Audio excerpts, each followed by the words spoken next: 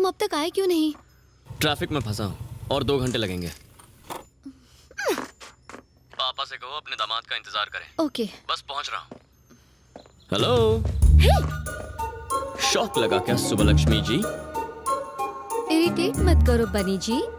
ठीक है, इरिटेट नहीं करता तुम्हारे पापा से। पहले ही लो शुगर का लोचा है, मिठाई मत खाओ। मेरे मम्मी पापा ऐसे ही बात करते हैं। ओह, तो ये है वो। मेरी हालत उस चूहे जैसी थी जो शेर की गुफा में साइट सीइंग करने जाता है। मैंने अपने दोस्त से कहा कि उसकी बेटी का रिश्ता इससे तोड़ दे और मैं इसे अपनी बेटी दूं। समीरा आपकी बेटी है, पता नहीं था। पता होता तो यहाँ नहीं आते, यही ना?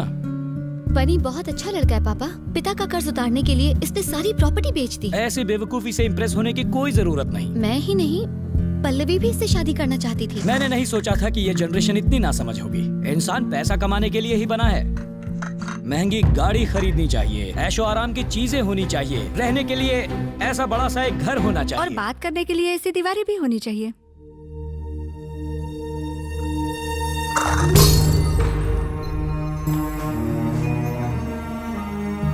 मेरे हाथ से छूटकर ये चाय का कप गिर गया।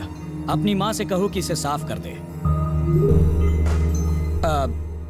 तुम क्या कह रहे थे? आपको बनी क्यों नहीं पसंद है पापा? मैं समझ नहीं पा रही। लड़का जवानी में दारू पिए, सिगरेट फूंके या ड्रग्स ले, मुझे कोई प्रॉब्लम नहीं। हम उसे रिहेबिलिटेशन सेंटर भेजकर उसका इलाज करवा लेंगे। लेकिन इस लड़के की बीमारी का कोई इलाज नहीं है। कौन सी बीमारी? अच्छा बनकर भलाई करने की बीमारी।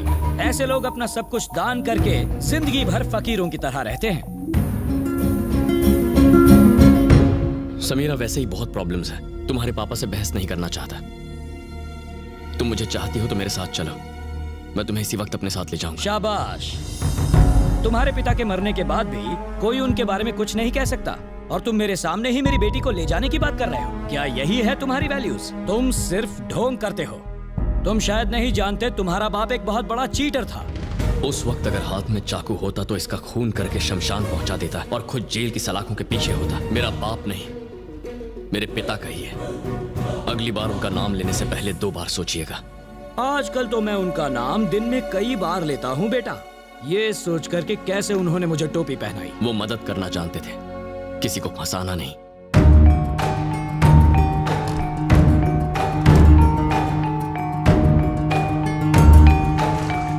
मोहन कुमार मिश्रा बिना प्रूफ के बात नहीं करता।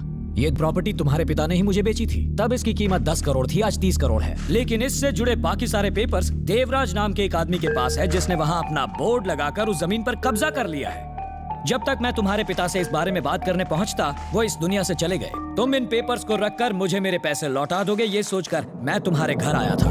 एक ऐसा आदमी जिसे अपने सगे बाप की मौत से ज्यादा फ्लाइट रेट जरूरी थे, वो मेरे पिता के मरने के बाद मेरे घर क्यों आया, मुझे सलाह क्यों दी, यह अब मेरी समझ में आया। उस वक्त तुमने हरिश्चंद्र की तरह अपनी सारी प्रॉपर्टी लोगों में बांट दी और वो बेकार के शेयर्स रख लिए। अब तुम ही बताओ, मुझे ऐसी जमीन बेचने वाले तुम्हारे पिता महान हैं, या अब तक इस बारे में जिक्र तक नहीं करने वाला मैं महान हूँ? जाओ और जाकर शादियां अरेंज करवाओ और चिल्लर कमाओ। वैल्यूज पर प्रवचन देने की कोई जरूरत नहीं। तुमने इतना सब कुछ ये सोचकर किया कि तुम्हारे पिता को कोई गालियां ना दे। अब मैं गालियां दे रहा हूँ, क्या करोगे तुम? लौटाओगे मेरा पैसा? लौटाओगे क्या? पैसा नहीं दे सकता, पर वो प्रॉपर्टी पेपर्स ला कर दूंगा सर। तुम मुझे पेपर्स ला कर दोगे? जानते हो वो पेपर्स किसके पास हैं? देवराज ठाकुर। वो मेरी तरह शरीफ आदमी नहीं जो तुमसे प्यार से बात करेगा। उसका दूसरा नाम ही दहशत है।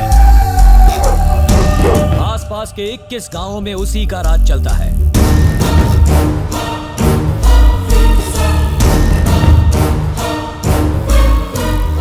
गांव के लोग उसे देवता मानते हैं। हजारों हथियारबंद लोग उसके साथ रहते हैं।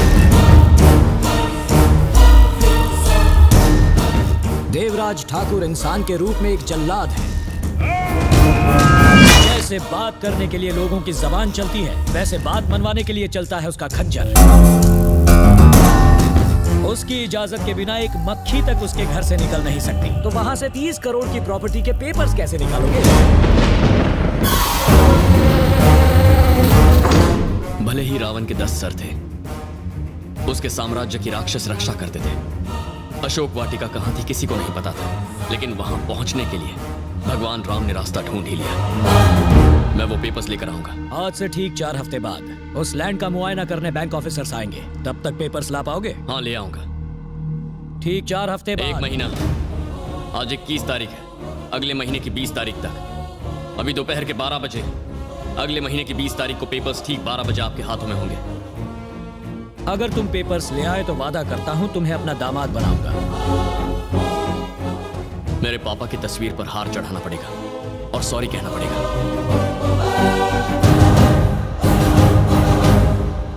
हो सकता है आपको छोटा मुंह बड़ी बात लगे, लेकिन पत्नी का दिल जीतने के लिए कप तोड़ने से कुछ नहीं होता, दीवार तोड़नी पड़ती है।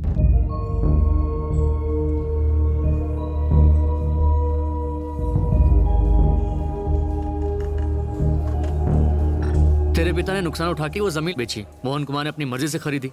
अब तेरे पिता दुनिया में है नहीं, इसलिए वो तेरे पिता को कुछ भी कहें क्या फर्क पड़ता है? रमेश, ये क्या कह रहा है तू? मुझे फर्क नहीं पड़ना चाहिए? हाँ, ऐसा होता तो मैं अपनी 300 करोड़ की प्रॉपर्टी छोड़ के आता, खुद को कंगाल बना लेता। तू साइन कर पाया क्योंकि वो पेपर्स तेरे पास थे, लेकिन ये पेपर्स किसी और के पास है। तू लाएगा कैसे? सब तेरे पिता की बहुत इज्जत करते थे, सिर्फ एक आदमी को छोड़कर, और वो है मोहन कुमार मिश्रा, बिजनेस खोपड़ी वाला। उसने अगर कुछ गलत कह दिया तो क्या हो गया? उसकी वजह से तू अपनी जान खतरे में डाल देगा? भगवान राम अगर ये सोचते कि सिर्फ एक आदमी ने उनकी सीता के साथ अन्याय किया है तो सिर्फ लव और कुश उन्हें भगवान बुलाते, लेकिन आज सब भगवान मानते हैं। वैसे ही मेरे पिता को 100 में से सिर्फ 99 लोग महान कहें ये काफी नहीं है। 100 के 100 लोगों को कहना चाहिए, भले ही 100वां आदमी बिजनेस खोपड़ी वाला मोहन कुमार मिश्रा ही क्यों ना हो, उसे भी ये बात माननी ही पड़ेगी। अगर तू मेरी कुछ मदद कर सकता है तो बता, क्योंकि मैं पीछे नहीं हटने वाला हूं। अरे रुक, बताता हूँ। मैं देवराज के जीजा को जानता हूँ, उसका घर गांव में मेरे घर के पास ही है। मैं उससे बात करूंगा, मैं उससे कहूंगा कि एक पार्टी वो जमीन लेना चाहती है और उससे उसके पेपर्स मंगवाऊंगा। उसके बाद हम ओरिजिनल पेपर्स लेंगे और उसकी जगह डुप्लीकेट। ऐसे मत देख यार, ये डुप्लीकेट पेपर्स ओरिजिनल पेपर्स की जगह पर रख देंगे। तू चीटिंग करवाएगा मुझसे? करेक्ट सर, हमें किसी मीटिंग या इस चीटिंग की अरे जरूरत तुम रुको। नहीं है। धर्मराज ने लड़ाई जीतने के लिए एक झूठ कहा था, और तू अपने पिता के लिए एक छोटी सी चीटिंग नहीं कर सकता? यार जो एग्जाम्पल था वो मैंने दे दिया। हिस्ट्री के बारे में मुझे ज्यादा नहीं पता, अब तू ही बता मैं क्या करूं? तेरे पैर पकड़ लूं? अरे समझने की कोशिश कर, ये रख। परम तू भी जा साथ। अरे वो कोई पार्टी करने जा रहे हो जो मैं उसके मतलब? साथ जाऊं? मैं उसके साथ तो झुमरी तलैया भी चले जा। जाऊंगा। ओह सर, मैं रख देता हूँ। इस तरह ताली बजा के मेरी मत बजाओ प्लीज, घबराहट होती है। तो नई नौकरी का इंटरव्यू कैसा रहा? काहे का इंटरव्यू सर? पुरानी नौकरी छोड़ के नई नौकरी क्यों ज्वाइन करना चाहते हो? मैंने छोड़ दी कहूंगा तो एटीट्यूड लगेगा। उन्होंने मुझे निकाल दिया सर। ये तो सत्यमूर्ति की कंपनी है ना? हाँ वही। वो तो बड़े अच्छे लोग हैं। अच्छे नहीं, बहुत अच्छे। अगर तुम उनके साथ काम नहीं कर पाए तो दूसरों के साथ क्या खाक काम करोगे? माफ करो भाई, ये लो अपनी फाइल और जाओ यहाँ से। अरे जाओ। तुमने तुम्हारी पुरानी नौकरी छोड़ी या तुम्हें निकाल दिया गया? कल नौकरी छोड़ने की बात की तो मुझे गेट आउट कर दिया। अब वो मैंने खुद ही छोड़ दी क्योंकि मैं आपकी तरह बड़ा बनना चाहता वो परिवार मुसीबत में है और तुम उनको छोड़कर मेरे पास आ गए। तुम पर कोई कैसे भरोसा करेगा? हूँ। यहाँ से सीधा जाके दाएं मुड़ जाओ। उसी रास्ते आया था सर। हाँ, वहीं से निकल जाओ। नौकरी छोड़ी बोला तो भी गेट आउट किया, और निकाल दिया बोला तो भी निकल जाओ बोला। सर आपसे एक बात पूछूं? पल्लवी की शादी कराने ऊटी गए थे, समीरा से शादी करने के लिए वो गांव का नाम क्या है? रेडी रपट। कौन सी रखपट्टी? होगा यार कुछ। हाँ ठीक है, अभी पटरी से मत उतरो। हम लोग देश के बाहर क्यों नहीं निकल जाते? तुम्हें देखते वीजा कैंसिल कर देंगे। क्या मिर्ची लगी? क्या? एक मछली को प्यास, नौकर को मालिक के गद्दे पे नींद, और मुझ जैसे को मिर्ची लग के भी लग नहीं सकती। मजाक में 4 स्टेशन निकल गए। Very good realisation. ट्यून मस्त है ना? बकवास है। चेंज करूं? बस करो। स्टॉप करूं? सो पक्का स्टॉप। सो जा।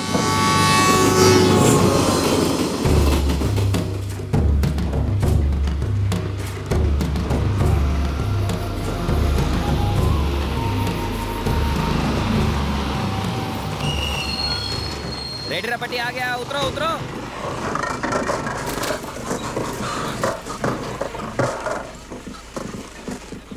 उतरो उतरो। ये सड़क बहुत कड़क है सर, गांव जाती है सीधे हॉस्पिटल। परम, दम घुट गया यार, क्या सफर था। ये इंग्लिश वाला सफर था। रास्ते के बीच इतना बड़ा ये तो सर्किट है। हैं? मुझे मारने के लिए इतना बड़ा लकड़ा? सुनिए, हाँ? ले लीजिए साहब। इसका तो अचार भी नहीं डलेगा। ये लोग सिग्नल पर नहीं रुकते, इसको देख के क्या रुकने वाले हैं? हो सकता है 100 में से 99 ना रुके, पर कोई एक तो रुकेगा। यही काफी है। एक्सीडेंट से सिर्फ कार, बस, बाइक को नुकसान नहीं पहुंचता, पूरा परिवार तबाह हो जाता है। सड़क के बीच में एक बाम्बू पे लाल कपड़ा लगा दिया, कब तक टिकेगा ये? पता नहीं लकड़ी कब टूटेगी, पता नहीं कपड़ा कब फटेगा, लेकिन तुम मेरे हाथों अभी पिटोगे। चलो। ओहो।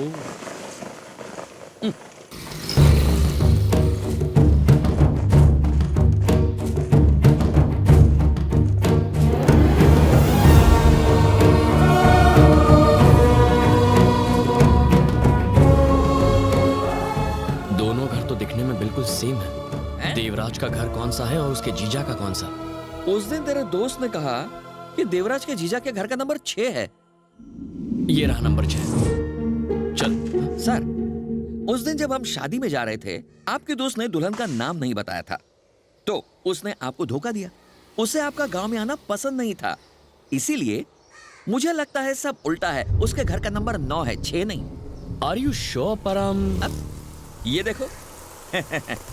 बारिश गिरी और ऊपर वाले ने मेरी बात साबित करी। तुम्हारी अरे rhyming इतना और सोचेंगे तो timing की अंदर तो कैसे मैं- पहुंचेंगे? चल चल अंदर चलते, चल चल चल, बारिश गिर रही है। इस बारिश को भी अभी होना था। हम यहाँ देवराज। दादा अंदर है, आ जाओ। हम लोग बाहर क्यों हैं? यार उसने तो कहा था ये बहुत सीधा आदमी है, फिर इतने बड़े दरवाजे और सिक्योरिटी क्यों? सर, मंदिर और जेल दोनों के दरवाजे बड़े होते हैं। उस गुंडे देवराज का घर पास में ही है। ये उसके जीजा का घर है। असर सीधे तो अंदर होगा ही चले ना। जाओ। मेरी उससे बात हो गई है, वो 2 दिन में माल लाएगा। मैं तुमको बताता हूँ, ठीक है? हाँ ठीक है।